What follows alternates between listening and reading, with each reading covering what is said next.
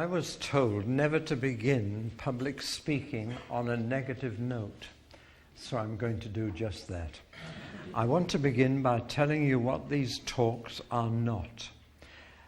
I'm not here to give you teaching about Islam, and though I'll be saying quite a lot about it, every Christian needs more information than I'm going to give today.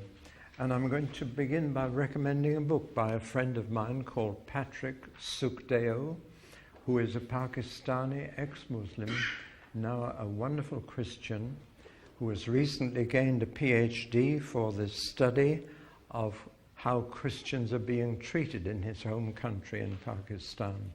And he has written a very simple short book on a Christian's pocket guide to Islam. It's quite the best.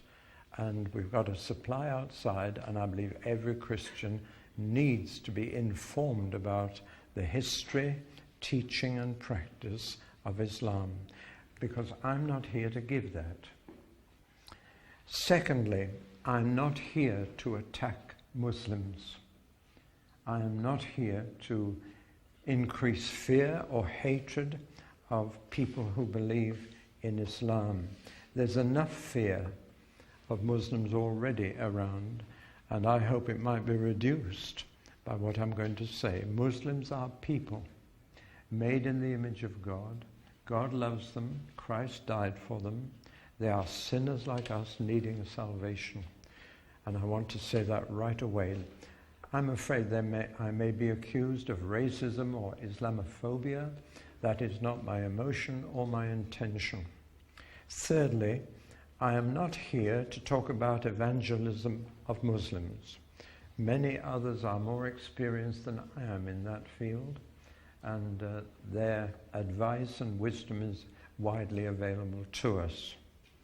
We are, however, called to serve and save everybody we can. And I want to put the emphasis on the word save, because we don't have a monopoly on service. There are many atheists and agnostics who are engaged in service to their fellow men as much as any Christian. What we do have a monopoly on is saving people. We're the only people with a message for the next world for people. And I believe that saving somebody is the greatest service you can render to them, because it's of eternal value. Nevertheless, others will deal with that.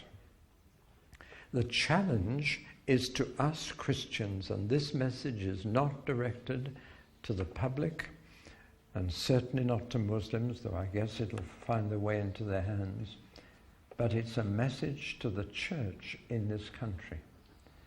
It's a challenge to Christians, because we are now caught up in direct contact with Islam, with the immigration that took place into this country, with their birth rate in this country, with the interest since September the 11th in Islam, which has accelerated astonishingly. We are far more likely to encounter Muslim people in this country now than we were 30 years ago. And so the subject has become part of our thinking. I want to begin with a thumbnail sketch of trends in our society, just to paint the background very quickly and briefly, so that we know where we are. Our society is beset with isms. We're flooded with isms. And I'm allergic to any word that ends with ism, except two, baptism and evangelism. I can cope with those. But all the other isms, including Christian isms, Anglicanism, Methodism, Wesleyanism, Lutheranism, all these isms I'm allergic to. But society is flooded with them. Let's look first at our social life and three isms that have devastated our social life together in this country. Materialism is the most obvious. Living for the physical world, living for possessions, living for what money can buy. We are a consumer society, and that spills over into religion. Because just as people shop around between supermarkets and different products, they shop around between different churches till they find one they like. And in a consumer society, more people are likely to be found at boot sales and in the shopping mall than in church on Sunday morning. Materialism has gripped our society, and of course the essential ingredient for that is money. And we have become a money-oriented society. We are at the moment engaged in a spending spree that is knocking house prices up, and that spending spree is usually a symptom of insecurity about the future.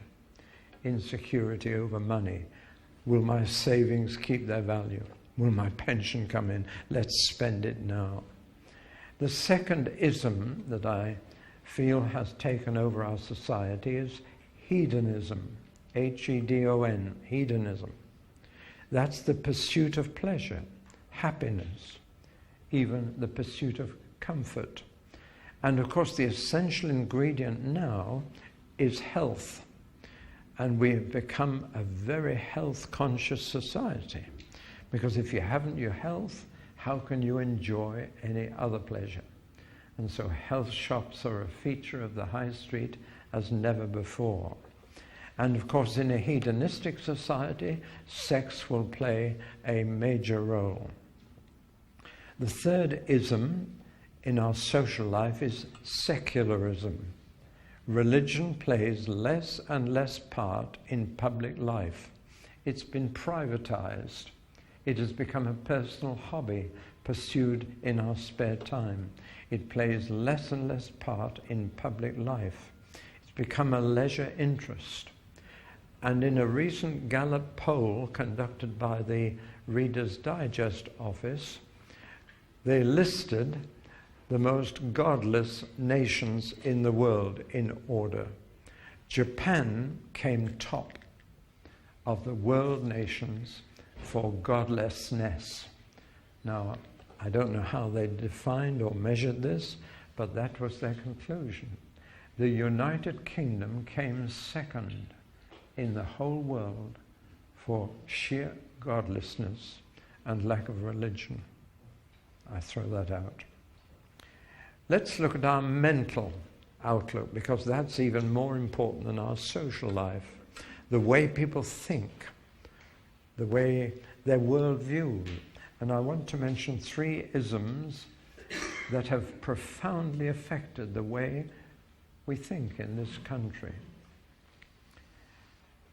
500 years ago or so, if you asked anybody in this country, how do you find truth? They would have said very simply, it is revealed by God. Truth comes from Him. And if you say, well, how does it come from Him? They would either say through the Bible, if they were Protestant in Northern Europe, or in Southern Europe, they would say through the church. But however the means, the source was the same. God tells us what is true about our universe, about ourselves, about Him, and that's how you find truth. That has now gone. And 3 isms have destroyed that understanding. The first was rationalism. As part of the Enlightenment, rationalism said truth is discovered by man, not revealed by God. And we discover it with the brain that we have. Our reason finds truth. And only that which is reasonable and can be proved to reason will be accepted as truth. That became, if you can't prove a thing scientifically, it is not true. And so rationalism demanded proof. However, rationalism was cold. It was intellectual, it was cerebral. And there was a reaction against that into what was known as romanticism. Truth is still discovered by human beings, but through their heart rather than their mind, through their emotions rather than their thoughts, through, well, more intuitive than intellectual. And Romanticism added this dimension that we discover truth not only with the mind but with the heart. But we've moved from that into relativism, which is, to my mind, the greatest difficulty we have to face in our society. Relativism began by believing that truth is discovered not through the heart or mind, but through the will, through choice, through preference. And that led to a complete absence of absolute truth and therefore absolute error. No longer was it true that if this was true, its opposite was false. Black and white became greys of varying shades. Relativism says what is true for you may not be what is true for me. Truth becomes subjective, internal, not out there but in here. And truth is what I believe to be true, what I prefer to be true, what I have found to be true in my experience. And therefore there is very little in common. The most you can do is dialogue about truth and listen to what is true for him and tell them what is true for you. In religion, this has devastating consequences. It means nobody has the truth. All they have is what is true for them. And a Muslim and a Christian can meet, and a Christian can say in dialogue, this is what is true for me, and the Muslim says, and this is what is true for me. And you simply must end up respecting each other's truth. But there is no truth that is true for him and me. You beginning to follow? And relativism then spills over from truth into moral behavior. And there is no absolute right and wrong now. You choose what is right for you. And you don't try and impose that on anybody else. What is right for you may not be right for him. What is wrong for you may not be wrong for him. Truth and ethics become relative, shades of grey. In other words, nobody knows the truth. And therefore, anybody who says, I know the truth, is regarded as a bigot, as somebody who is not with it. What is commended is not saying this is the truth, but saying I'm still searching for the truth. I'm a pilgrim on the way, and that is profoundly acceptable. But to say I've found the truth, or the truth has found me, is very unacceptable. I turn to the religious side of our society, and all this is oversimplified, but I'm just sketching a broad picture of the background to where we're at. There are two isms that have invaded the religious world. The first is pluralism. Now, we are in a plural society. We're in a multicultural, multi-religious society. Many of us for the first time in our lives. But every country is soon going to be multicultural, multi-religious, with different cultures and religions side by side. Immigration and emigration on a vast scale have produced this diversity. But pluralism, that's an ism, goes further. It doesn't just say we've got to live together in peace. It makes a virtue out of different cultures and different religions. It believes that we are all seeking the same ultimate end, that all religions are basically the same quest for truth. Whether they find it or not, we can share this quest together. Pluralism says that all approaches to religion are equally valid and should be accepted as equally valid. And therefore, in a pluralist society, the two major virtues are tact and tolerance. Neither virtue, of course, is mentioned in the Bible, but political correctness is built on these two virtues. In relation to other cultures and other religions, tact and tolerance are the supreme attitudes.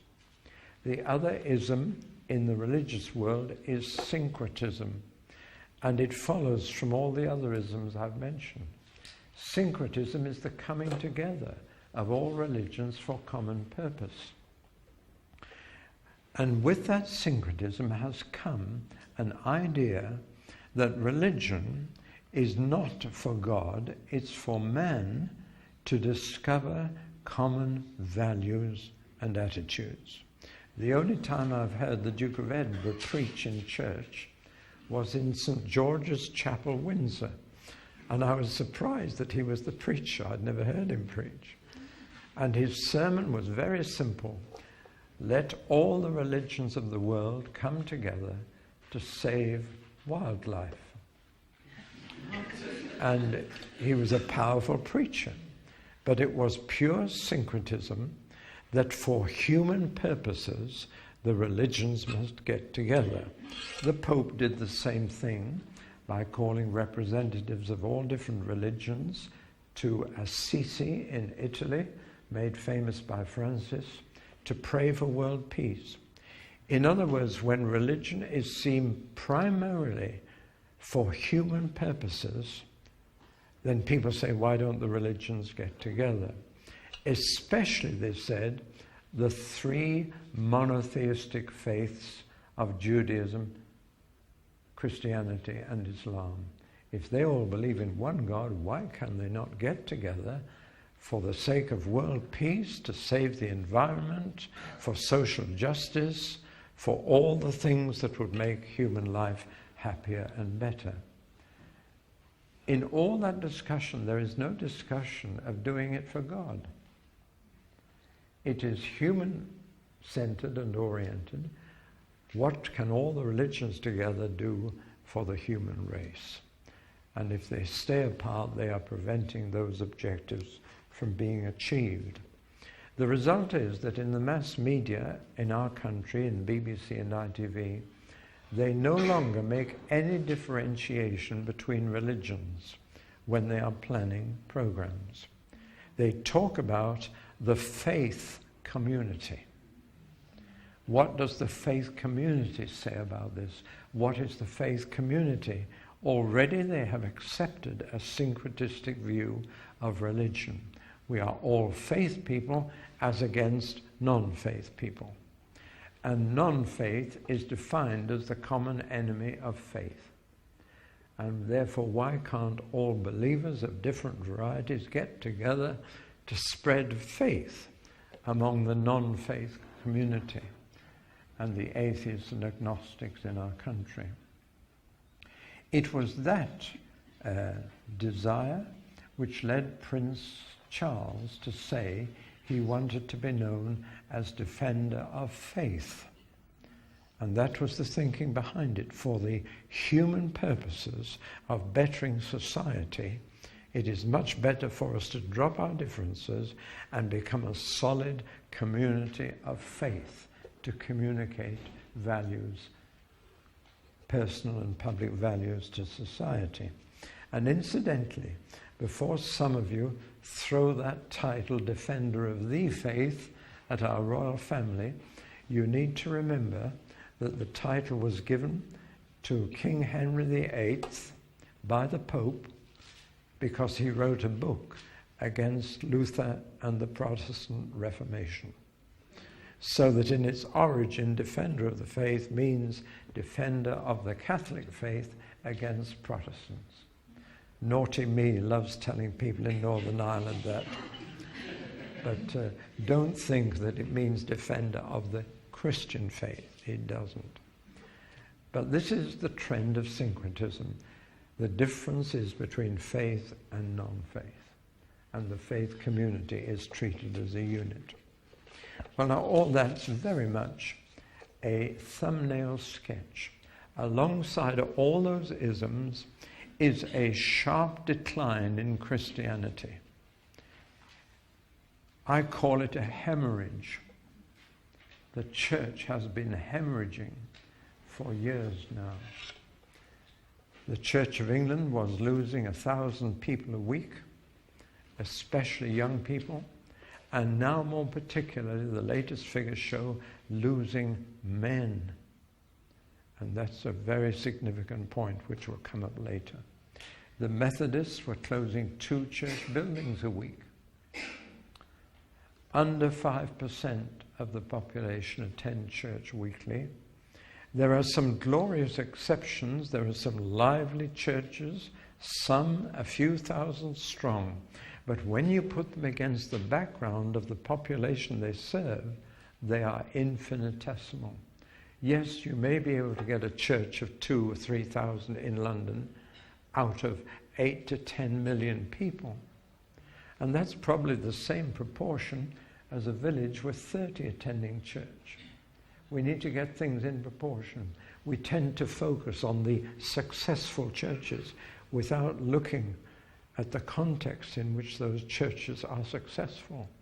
We need to count not those who come to church, but those who don't. And then we're getting a sober analysis. There are some very big black churches. And the greatest move of God in our country at the moment is among gypsies. And I've had real contact with some lovely gypsies.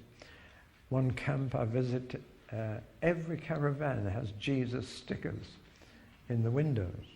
It's an entire Christian gypsy camp. We're not talking about travelers, we're talking about Romanites. And I was sitting in a caravan with Jim, surrounded by children and dogs. We didn't know whose were whose. And one of the gypsy Christians looked at both of us and said, "You're gorgeous." And I thought, well, I don't know quite how to answer that. I'd never had that said to me before. It's their word for non-gypsy.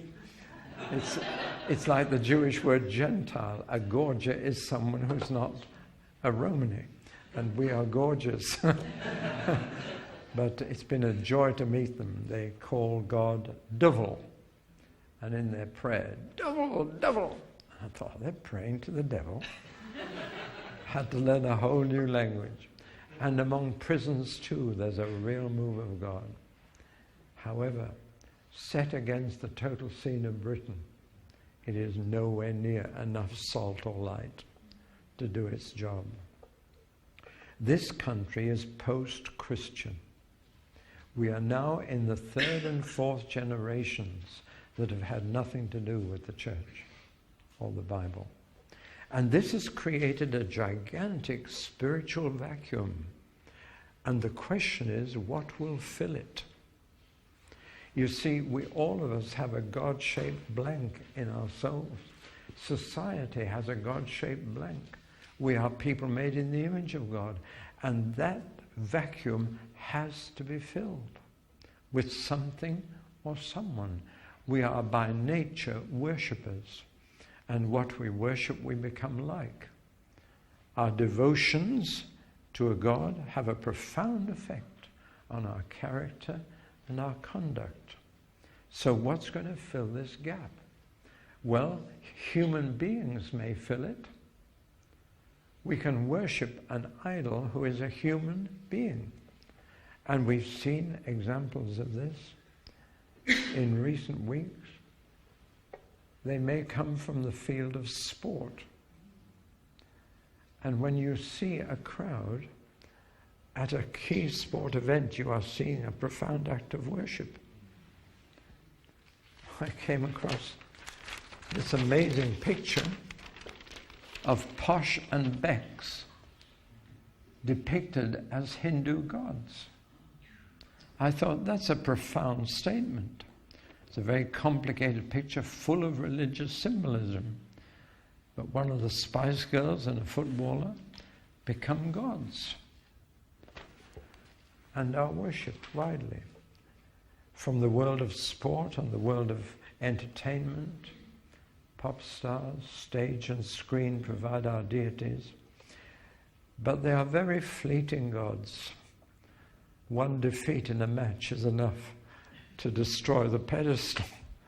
But I'm just pointing out that sports crowds reveal we've got to worship something or someone. The spiritual vacuum doesn't remain empty. There is a growth in old, ancient paganism coming in this country, returning to those pagan origins of religion here, which we thought we'd left behind centuries ago. The Harry Potter syndrome is just one straw on that water, but it's aroused a huge interest in witchcraft. Those books are not imagination. They are taken straight from modern witchcraft instruction. What else could fill? Occultism could fill. But there is the one other possibility that we are considering today, and that is that one of the other world religions will replace Christianity in this country. And there is one clear candidate for this already within our country, already the second largest religion in our country, and already the fastest growing religion in our country, and that is Islam. So we're not talking about a remote possibility here. It is a world religion. It is the second largest in the world and is growing 4.5 times faster than Christianity, and therefore is set to overtake it. There are now 1.5 billion Muslims in the whole world. One person in every 4 or 5 is a Muslim, and on present trends by 2055, which isn't all that far ahead, half the global birth rate will be Muslim. And since most people become Muslim by birth, half the entire birth rate of our globe will be Muslim in a decade or two. They began, of course, in the Middle East, sitting on black gold, and that's not an irrelevant factor. It has supplied much resource for the spread of Islam. The petrodollar is a significant factor. 300 million Arabs in the Middle East are Muslim, half of them under the age of 15, the future generation. They have spread from there eastwards into Asia, where there are now nearly 800 million Muslims, not in Arabia, but in Pakistan, India, and further afield, Malaysia, Indonesia, right across the middle belt of Asia. They have spread south into Africa, over 300 million. They have spread north into Europe. There are now 32 million in Europe, and I'll come to Britain in a moment. And they have spread west into America, and they are now the second largest and fastest growing religion in America, and have particularly appealed to the Afro-Caribbean population, producing something you've heard of called the Black Muslim movement. They are the majority now in 45 different countries, especially in Africa and Asia. When I say the majority, I mean over 70%, not over 50, over 70% in 45 different countries, with varying degrees of influence in those countries. Of those countries, according to the United Nations Declaration of Human Rights, 26 are not free. There are 26 in which the United Nations Declaration of Human Rights does not apply. There are another 13 that are partly free, but only 2 of them pass the United Nations standards of human rights. That again is a significant statistic. The 5 largest Muslim countries are Indonesia, Pakistan, Bangladesh, surprisingly India, and Iran. We think of India as a Hindu country, but it's also the largest Muslim country, even though Pakistan and Bangladesh were separated off by Lord Louis Mountbatten's last governorship to be Muslim states, leaving India Hindu. But no, India is still in the 5 largest. Here is a statement made at the opening of an Islamic center in Europe. In the next 50 years, we will capture the Western world for Islam. We have the men to do it. we have the money to do it, and above all, we are already doing it. And that is openly stated. It led one of our leading Christian missionaries to say this. He said, anyone who does not become a Christian in the next 2 decades will probably become a Muslim. Now let's turn from the world scene to the United Kingdom. It is the second largest and fastest growing religion here, as most other countries. In 1951, there were only 5,000 Muslims in this country.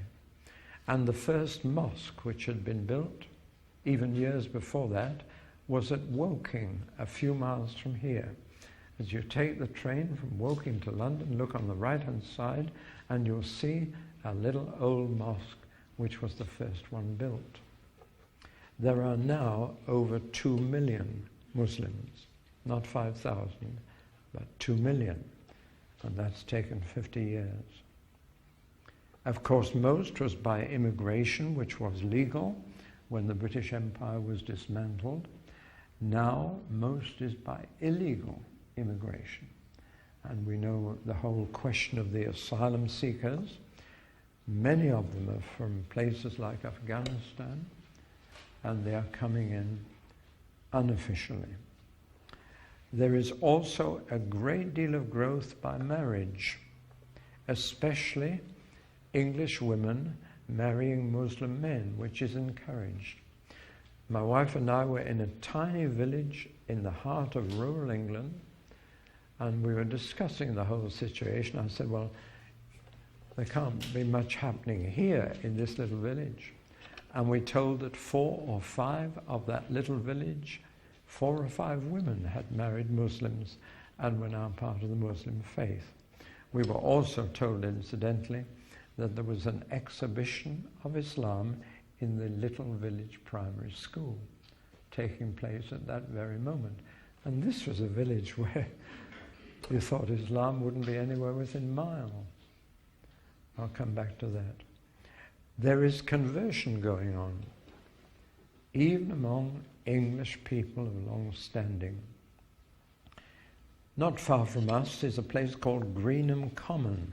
It used to be the air base for nuclear weapons of the American Air Force in this country. And I'm sure you heard about the Greenham women who had a protesting Peace Corps living at the main gates. The leader of the Greenham Common Women is now a Muslim and advocating Islam. What a switch. But conversion is happening. They are claiming now that they had 25,000 conversions last year from English people. We'll ask in the second talk why that would happen. But just a little point of interest, Muslims don't talk about converting to Islam. They talk about reverting to Islam, because they believe, as part of their faith, that all of us in this room were born as natural Muslims. And therefore, we have fallen away from our birthright. And when we go back to Islam, we are not converting, we are reverting to what was originally in us at our birth. I just throw that out, so you won't hear them talking about converts to Islam.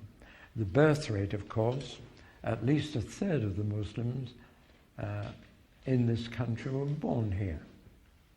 And the birth rate is very considerably higher than Anglo-Saxon birth rate. Now, all this led the Bishop of London to say that by 2004, there will be more Muslims than Anglicans in this country. I would question the 2004. I think it's already happened, because there are 700,000 practicing Anglicans and 700,000 practicing Catholics and 700,000 practicing Free Churchmen.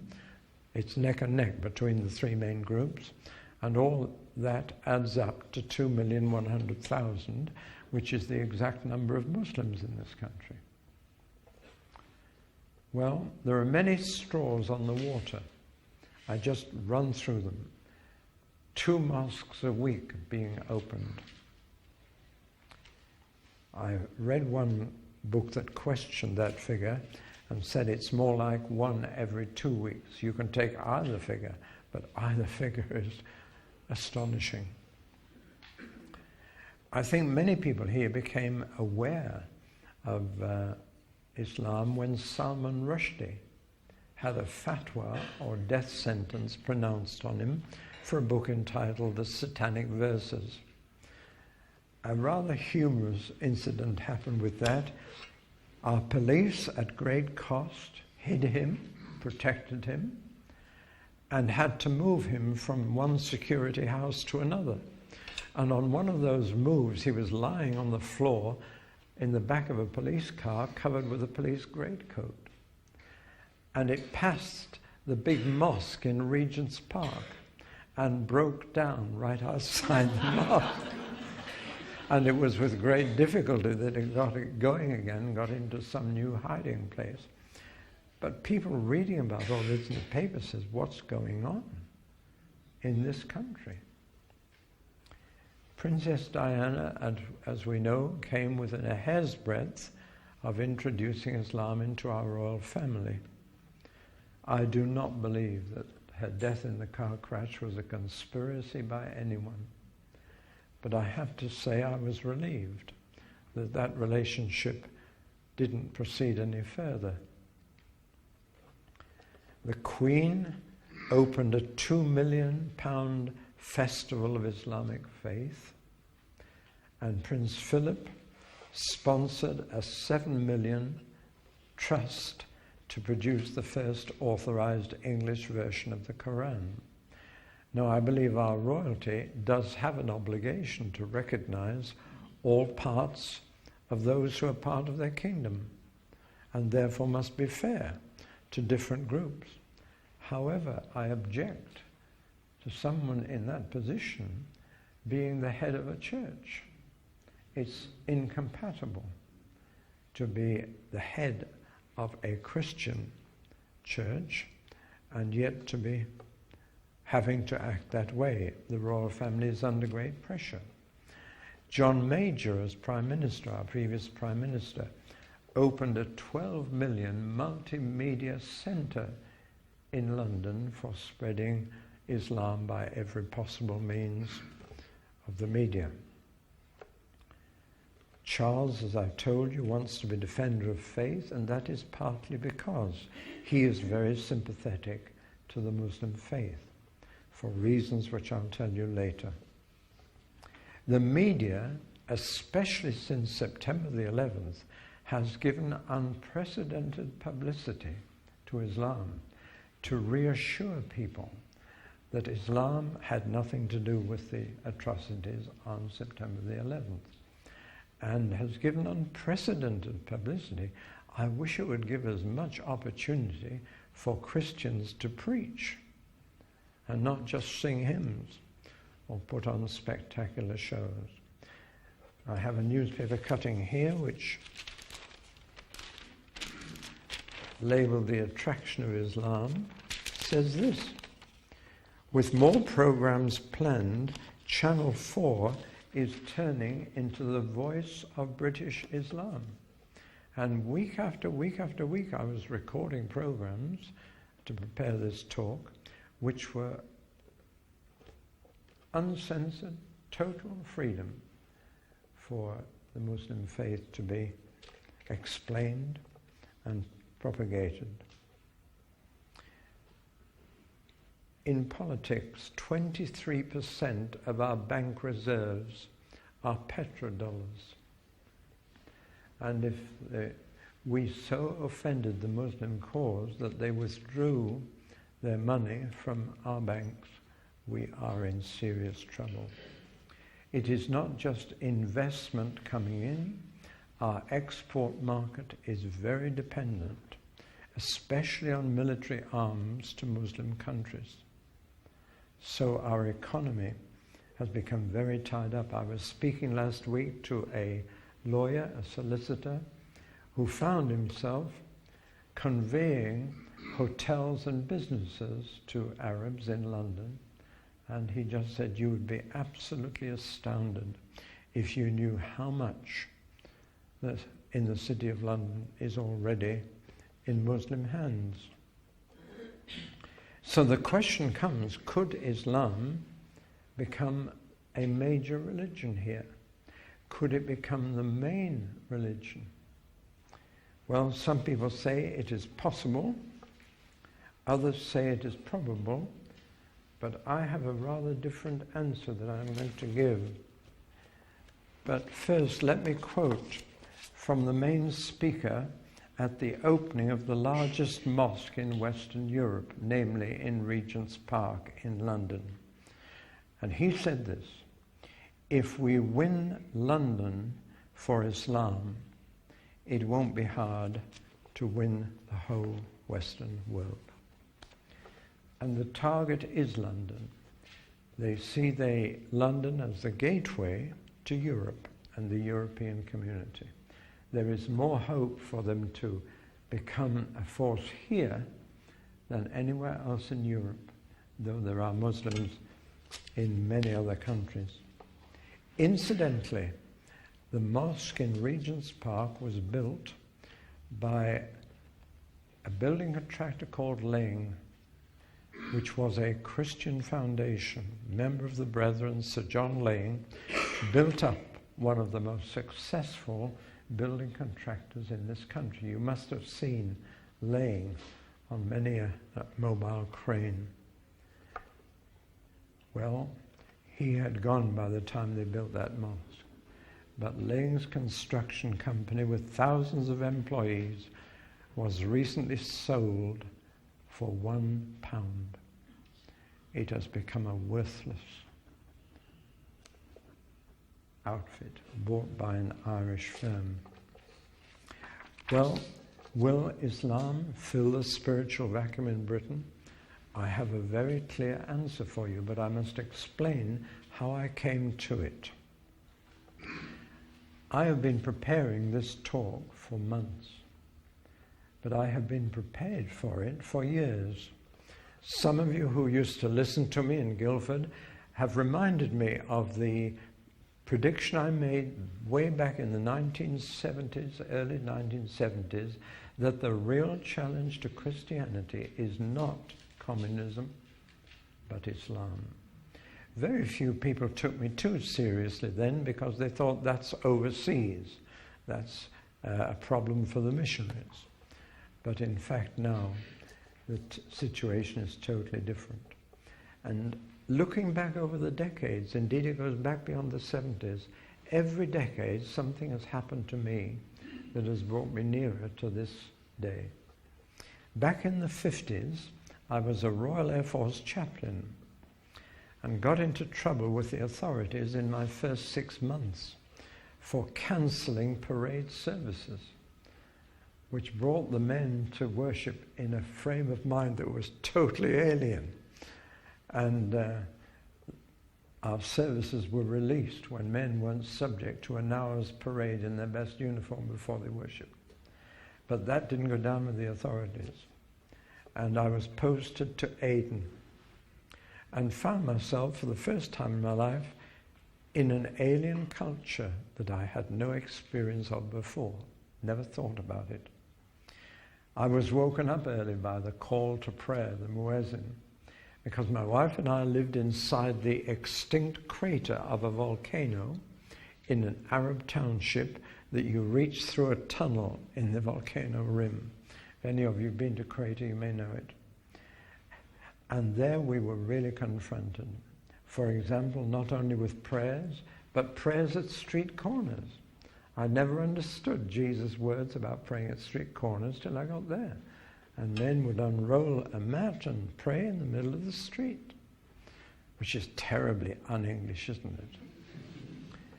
It was there that I first encountered a thief who stole a piece of fruit in a market and had his hand just chopped off and the stump plumbed into pitch to cauterize it. And I tell you, I was sick for weeks. It was there that I was on a balcony and looked down into the street and saw a naked girl being dragged by her hair through the dust by a group of excited men. And I wanted to intervene. I said to my friends on the balcony, we must go down and do something. They said, don't you dare. That's the law. She's going to be stoned for adultery, which of course is the same as the Mosaic law in your Bible. It was there that I learned that during Ramadan, the fast is only during the day, and at night they can eat as much as they want, which had a devastating effect on the digestive system. And we had to be jolly careful how we walked during Ramadan. Tempers were on edge. As chaplain of the ODs, the other denominations, I had to look after Muslim men in the Royal Air Force and make sure they didn't get any breakfast tainted by bacon or bacon fat. And above all, it was there that any Muslim baptized in the name of Jesus signed his death warrant. That really shook me. What is it about baptism that is so important to the Muslim? And I realized that I had to go back to my Bible and find out what baptism was all about. And I found out that Muslims have a better understanding of Christian baptism than Christians. And that incidentally led me to the decision that I could never moisten another baby. But that's another story. That was in the 50s. In the 60s, I paid 2 visits to Israel. The first was purely to get photographs for Bible teaching. And I treated Israel as an open-air museum, as many tourists do, and was put off by the people there. Do you know what I mean? Why are the people here? I want photographs. Why are they trying to sell me postcards? I want photographs for the Bible teaching. But the second time I went was right at the close of the 6-day war. Found myself in an army jeep up on the Golan Heights, talking to a major. I said, how did you get up here with Russian guns pointing at you? He just went. And I realized after that visit that the war in the Middle East is not political, it's religious. It's a war between 2 religions and 2 gods. And that began to make me think. In the 70s, I began to warn my congregation it's not communism, but Islam. Particularly at that time, I said the Shah of Persia will fall, because at the 2500th anniversary of the Persian Empire, he gave himself a new title, King of Kings and Lord of Lords. I said, God won't stand for that. A few months later, gone. And the Ayatollah Khomeini has taken over. In the 80s, I went to visit a Muslim country and was told I wouldn't get in because in my passport there were 16 Israeli stamps. And when I got to the immigration, and some of you know which country it was, when the immigration officer took my passport, I just said, Lord, blind his eyes. And he took my passport and opened every page, but he stared into the distance like that. And I got in. I've changed my passport now. My wife and I went during that decade to take part in a Christian march on the Saturday between Good Friday and Easter Sunday. And as we drove through London, down the Mile End Road, we passed a huge new mosque at 12 o'clock on Good Friday. And suddenly it opened and out poured hundreds of mature, handsome, strong men. The women had to go out the back. And they held up the traffic, and I studied them. Then we went on to march with the Christians, and I couldn't help but notice the contrast. There were far fewer men in the Christian march, and either older men or very young men. Men in their prime were missing. And I thought, which is likely to take over? In the 90s, there came to London Ahmed Deedat. He is was the greatest Muslim propagandist they had, I think. I would say in manner, personality and appearance, a cross between Billy Graham and John Stott. And he came and booked the Royal Albert Hall and said, I challenge any British Christian to debate with me the rival merits of Christianity and Islam. And I had a phone call from the Evangelical Alliance, Clive Calver, who was then the director, said, David, will you do it? I said, look, I know something about Ahmed Deedat. He is brilliant. He is very clever. I said, I'll give you some names of people who could do it. And he came back and he said, none of them will do it. We're relying on you, will you? I finally said yes and spent a few sleepless nights. And then when the event was advertised, my name was not on the advertisement. And another name was there in my place. And I rang the alliance and said, I'll be very relieved if you got someone else, but you didn't tell me you'd changed speakers. And they said, oh, well, we think he would be more appropriate. I said, well, who is he? I've never heard the name. They said he's an American, a Lebanese evangelist. And they said, we thought it would be suitable to have an Arab confront Ahmed Deedat. Well, I said, I think you've made a very big mistake. Christians won't turn up when they don't know someone. They will turn up to support someone they know. And of course that proved to be the case. And my wife and I got in a car and went up to the Royal Albert Hall on the night. We couldn't get in. There were hundreds and hundreds of Muslims all around the hall who couldn't even get in themselves. And I said, let's go round to the stage door and we'll get in, saying I should have been the speaker. Anyway, as we went round, an Arab stopped me and said, you're David Pawson, you came to our village in Lebanon. I said, yes. He said, you're coming in for the big fight? And I said, we haven't got tickets. And he said, I've got 2 spare. So an Arab gave us 2 tickets and we got in. The place was solidly Muslim. And the American evangelist, I'm afraid Ahmed Deedat wiped the floor with him. Just totally demolished him. I was so angry, so ashamed, so afraid, so frustrated. I wanted to get up and shout and say, I was due to speak and I'm going to speak. But I'm afraid it was a dreadful occasion. And word went round England, Ahmed Deedat has challenged the Christians. He began by saying, couldn't you find an English Christian to debate with me? It was a shameful event. There it was.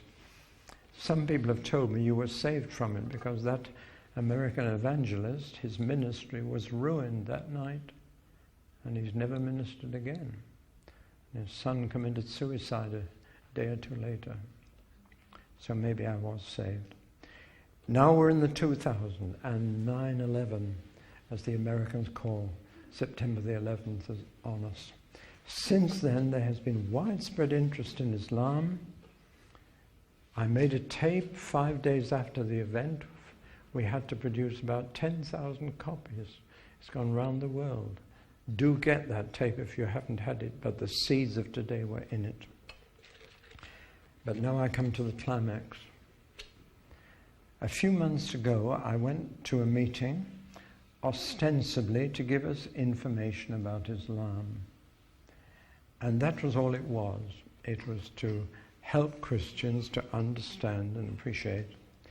In the middle of that meeting, totally unexpectedly, I was overwhelmed with the thought that we were not dealing with a possibility or a probability, but a certainty. And I just couldn't cope with it. I didn't mention it for weeks. But I thought, England, Islamic, when you've got children, grandchildren. I was just overwhelmed. And finally I said, Lord, is that from you? And if so, why would you tell me? And I heard this, because my church is unready and unaware. So I began to question the Lord further. In what way are we not ready? How can we be ready? In what way are we weak? And I've had daily revelation ever since, which I've scribbled down. But a revelation from the Lord must be weighed and judged by others and tested. And so I ran it past about 24 Christian leaders in this country. I'll only mention one by name. I went to Joel Edwards, who heads up the Evangelical Alliance. I said, Joel, can I run something past you? He said, yes. I said, I believe England will become Islamic. And he stared at me for about a minute. And then he just said, you're right, David. I hoped that people would say, you're crazy, forget it. They didn't. They urged me to share what the Lord has been giving me and said, you must give this message. I've never had so many people volunteering to put my neck on the block. And I just hope they will support me publicly as they have done privately. But I was urged to share the message you're going to hear today. Finally, in this talk, I said, Lord, is there a scripture that would give me a framework for what I need to say, that would enlighten me? And he said, yes, Habakkuk. Now that's a prophet I've majored on over the years, but never in this connection. There is nothing about Islam in the Bible, because Islam came later. However, Habakkuk said, Lord, I'm concerned about the state of your people. They're compromised, they're mixed up, they're not faithful. What are you doing about the state of your people Israel? And God said, it's all right, Habakkuk. Habakkuk actually said, you're doing nothing. But God said, no, Habakkuk, I am. I'm bringing the Babylonians. And that was too much for Habakkuk. He said, no, just a moment. That is much too radical. That's too drastic. And God said, no, it isn't. Habakkuk said, but you're of purer eyes than to behold iniquity. You couldn't let them, they're worse than we are, and they won't leave any of us left. They'll wipe us all out. And God said, oh no, the just shall live by faith. And I'll deal with the Babylonians later. And Habakkuk finished praising God that even if they come and do their worst, I will rejoice in God my Savior. And I've got my scripture. And I earnestly urge you to get my exposition of Habakkuk on tape or video, because I believe it's the key to the whole burden I'm sharing with you today.